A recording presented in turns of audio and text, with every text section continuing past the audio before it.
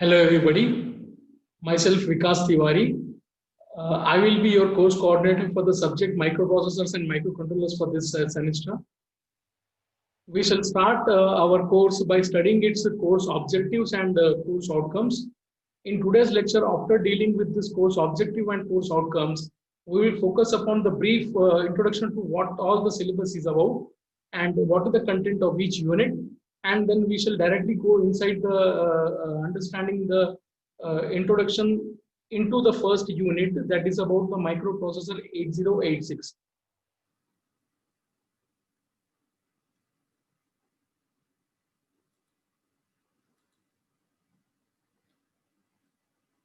So, as I just now told about the brief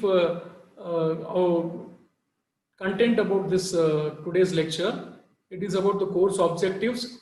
We'll start with the course objectives, then come to the course outcomes. We'll see the syllabus of our subject briefly. We'll introduce the course in brief, what all the different content it gives us, and finally we will conclude our today's lecture by seeing a brief introduction to the microprocessor 8086. So let us talk about the course objectives of this course. This course is focused to get the students familiarization about the architecture of microprocessor and microcontrollers. Okay, it also provides the knowledge about the interfacing techniques, about the different communication buses and memories to the microprocessor systems and microcontroller systems. It also gives the understanding about the concepts of ARM architecture, which is one of the modern processor architectures available in the commercial market. And we shall conclude our course by understanding the study on the basic concepts about the latest ARM microprocessors.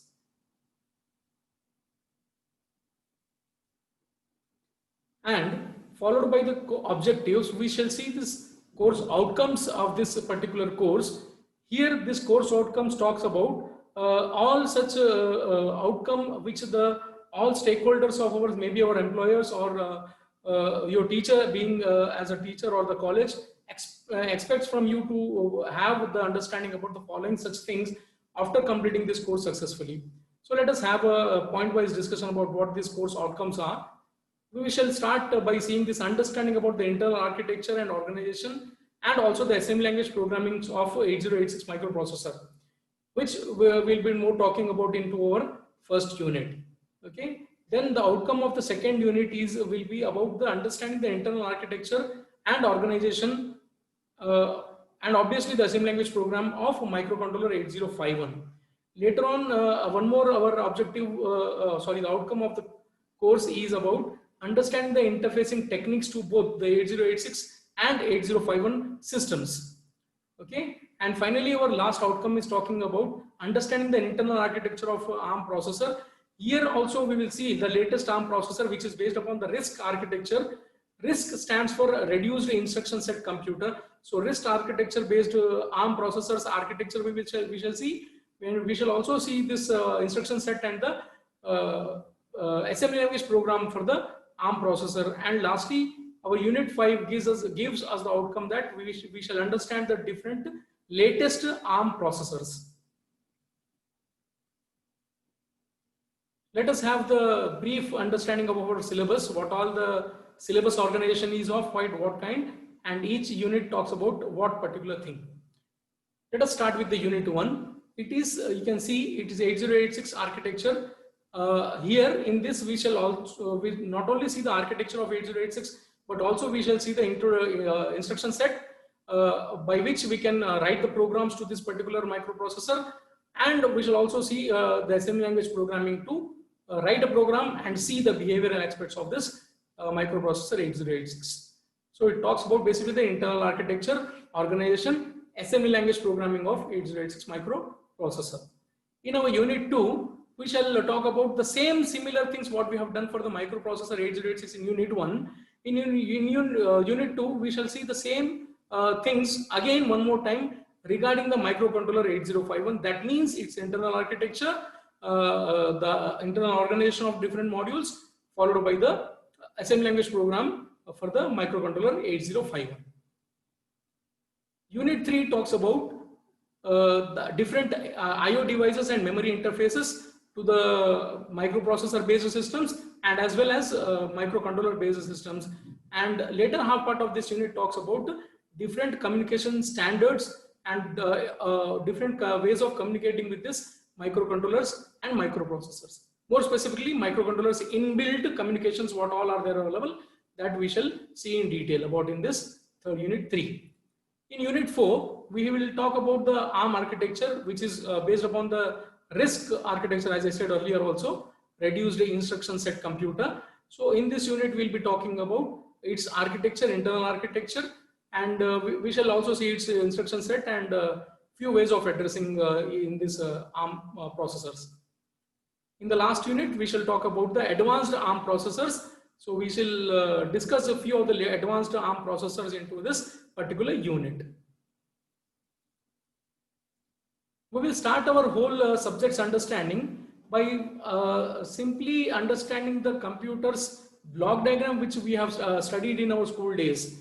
I hope everybody of us, including me and you, have studied this particular block diagram in our school days, that CPU contains ALU and control unit, and obviously there will be a main memory, and it contains two other blocks, that is input block and output block attached to it to make that one function as a complete computer. Now our subject, specifically unit 1, talks about this particular CPU, what is there in this block, which contains ALU and control unit. Okay, so our microprocessor 8086 is this particular CPU in which it contains ALU and control unit, and obviously along with these two it contains a set of registers which will help in the performing internal operations which are carried out in this ALU. Okay, so this block diagram, it's very known to us, so we shall concentrate on this and study our course according to this block diagram. That will be first unit. We'll be talking about CPU, okay, 8086 microprocessor which contains ALU and control unit. And obviously later on in unit 2, we shall see the microcontrollers, which are a little bit different from the microprocessor. In what way they are different, that we will also discuss in detail. You can see now the similar block diagram which we have seen in the initial slide, a little bit I have modified it to make it more similar to what we are doing in our unit 1, that is the architecture of 8086. So here I have replaced that CPU into this microprocessor block, and this time I have placed one more thing into it, that is a register array, a set of registers which are used for carrying out the internal operations. All its internal operations, let us say ALU operations, when we say all the arithmetic and logical operations will be performed inside this, and this register array will help to hold our data before the operation and hold the processed data after the operation temporarily, such that it can be again given back to the required output device or a memory device for the saving it to it.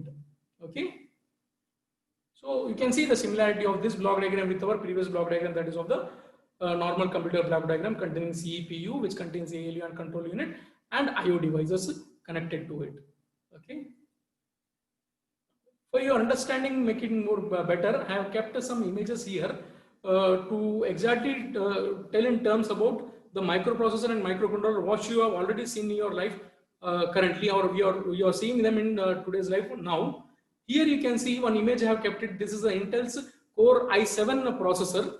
Okay, and in the bottom it's a top and bottom view, you can see it here. These are the common processors available in the Indian market right now. Obviously there is one more latest version available even in the India, that is i9 processor of Intel, which are generally used as a processor into your current laptops and desktop computers, latest ones obviously. And that side of this line, you can see these are the microcontroller different examples. The first one is very commonly used microcontroller, that is it is 8089C51 microcontroller. It is based upon the architecture of 8051 microcontroller, which we will be going to discuss in our unit 2. And beside that one, you can see that that's an Arduino, which many of you are already using that one into your many different projects carried out in the previous semesters. Okay, and below here I have a 8051 development board. So here this 8051 IC is there, and this one is the development board. On this development board, there are a few more things attached to it, such as the input options are there, output options are there, such as LEDs and 7-segment displays are available. As an input, different switches are available, and also There are other provisions for communications also available in this development board. So this basically is used for carrying out some experimental projects such that we can try our experimental projects, and if success we can go for a particular hardware design of our own as our requirement. Okay. The next images will be quite more interesting to you people. As you can see here, here I am trying to just make you understand the difference between the microprocessors and the microcontrollers. So here on a single chip, when we see this microcontroller, it is having many things onto one particular chip itself. In this block diagram here, you can see there is a CPU, there are timers, there is memory, clock, USART and IO interfaces are there, and other peripherals. Here USART is a universal synchronous and asynchronous receive transmit. It's basically a type of serial communication provision available on chip on microcontroller 8051. That side you can see it's a microprocessor based system in which these all individual blocks are independent in physical sense, and they are interfaced to each other by using the connecting wires. So here our microprocessor is there. You have to interface that one with the clock, USART, memory, IO devices, timers and controllers, and all the other peripherals which we want it to be interfaced and to make them to work as a complete system. Okay. So in microcontroller, you observe that IO interfaces are already inbuilt available, and some memory is already inbuilt available on a single chip. Whereas in microcontroller, such options are not there. It doesn't contain the IO interfaces, or it doesn't even contain the memory. Okay, it means it doesn't contain them, but it is always possible to interface the memory and the IO interfaces onto this particular chip to make it work as a system. Whereas in microcontroller, all these such provisions are available, maybe sometimes in limited sense, but some other times where your application is very short, then these memory and IO interfaces what are already inbuilt, that will be very much sufficient. In some cases, if you want to extend your IO interfaces or the memory devices, microcontroller also has such options of extending such that you can interface the memories and IO devices from external sources onto this device. Okay, but basically it has something already which can be used for a small applications, specific applications for which it is developed and taken into picture.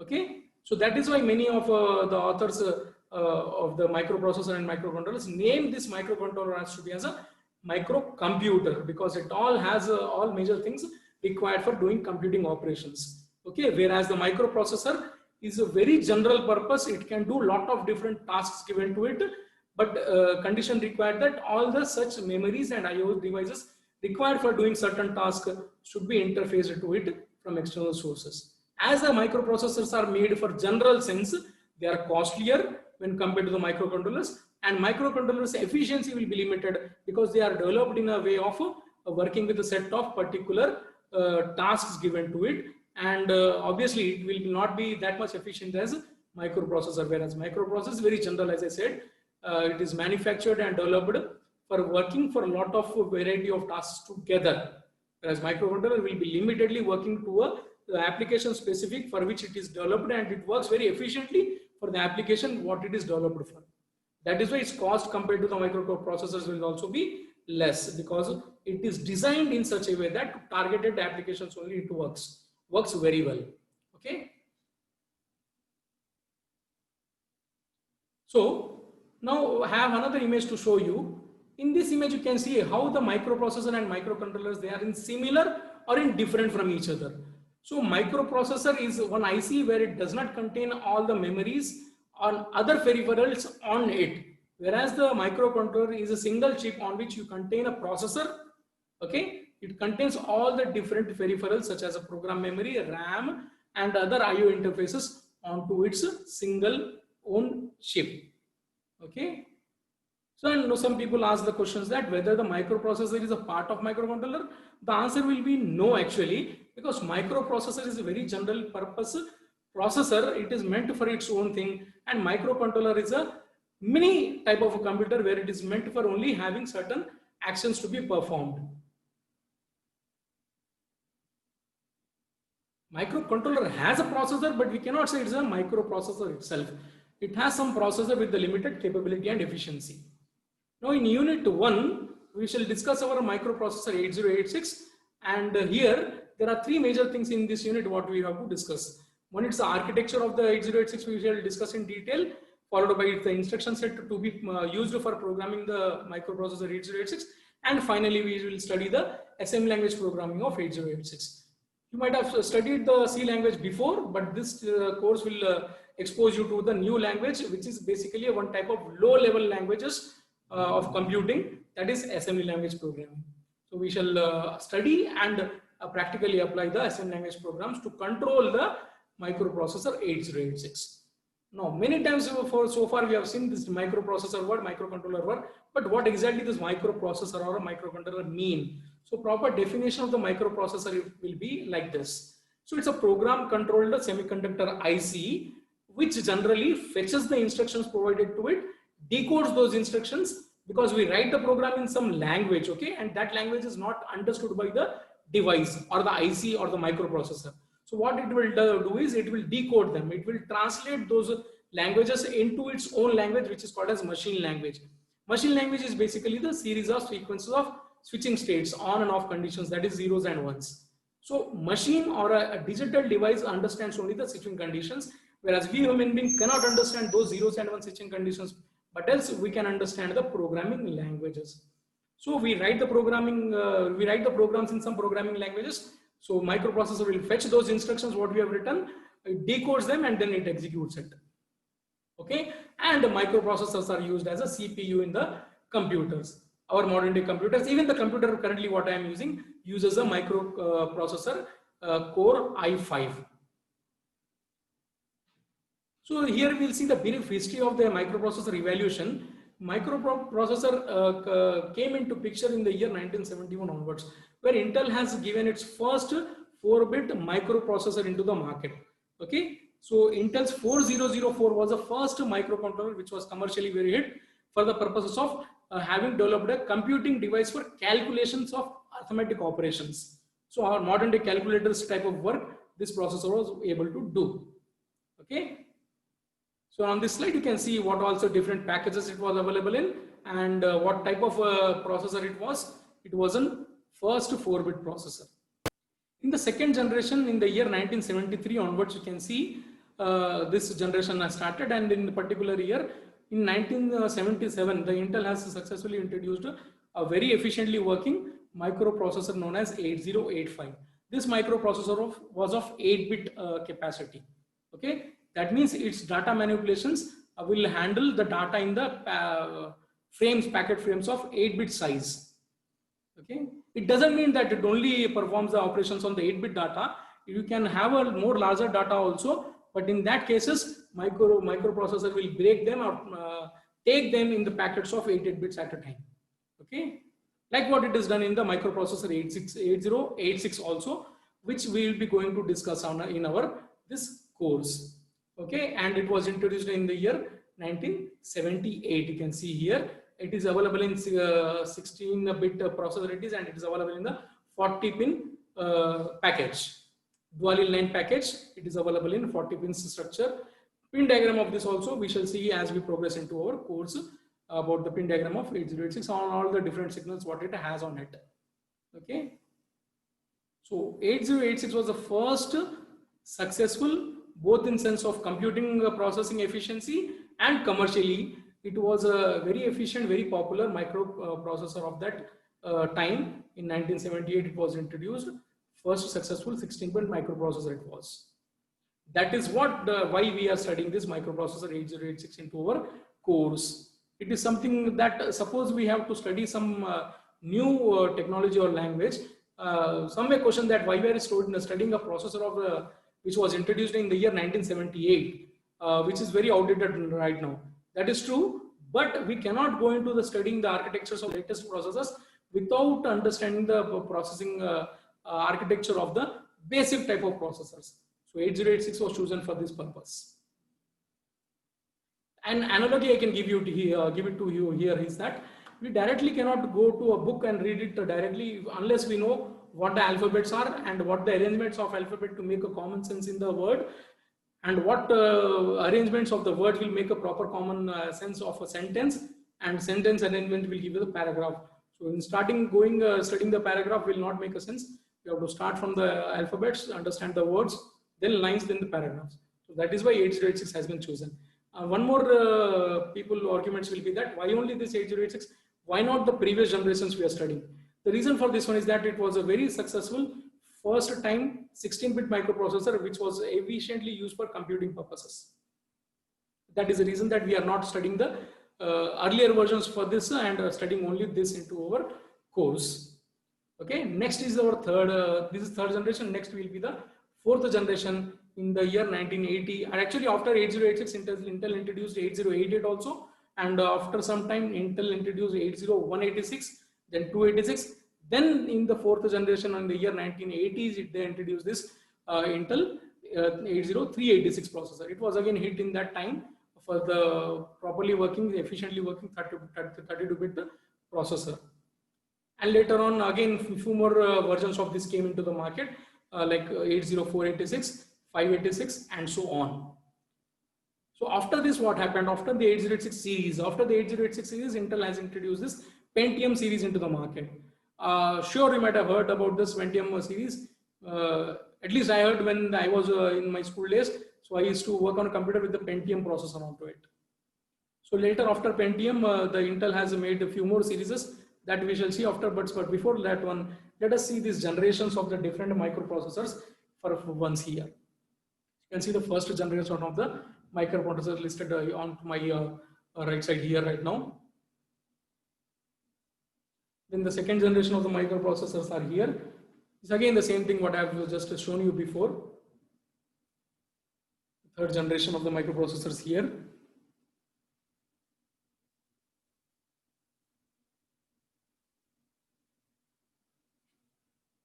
Fourth generation processors here, followed by the fifth generation, that is Pentium in the year 1993. Maybe most of you might have born that time, or not even born actually.